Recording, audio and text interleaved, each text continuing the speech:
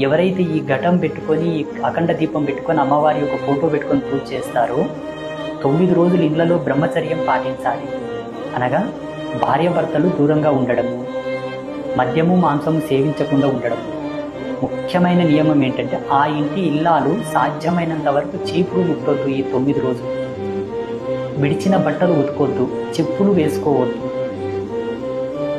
ఇంకా మీకు ఓపిక ఉంటే సాధ్యమైనంత వరకు ఏదో ఒక చాప లాంటిది పరుచుకొని కటిక నేల మీద పడుకోవడానికి మీరు ప్రయత్నం చేయండి.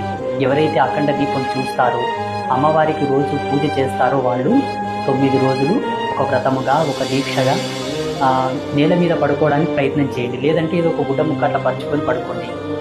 ప్రతిరోజులాగానే బెడ్ మీద పడుకోవడము, బెడ్షీట్లు వేసుకోవడము, దుప్పట్లు వేసుకోవడము, మెత్తగా వేసుకొని పడుకోకుండా ఏదో ఒకటి అలా పరుచుకొని దాని మీద పడుకోవడానికి ప్రయత్నం చేయండి.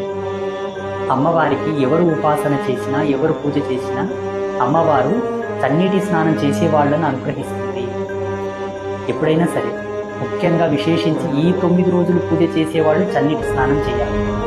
సబ్బులు వాడకూడదు, పౌడర్లు వాడకూడదు, మహిళలైతే లిప్స్టిక్స్ వాడకూడదు, బొట్టు స్టిక్కర్లు వాడకూడదు, నెత్తికి దువ్వెన పెట్టకూడదు. ఇవన్నీ కూడా కొంత దూరంగా పెట్టాలి. అన్నిటికన్నా ముఖ్యమైన నియమం ఏంటంటే తన ముఖమును తాను చూసుకోకూడదు.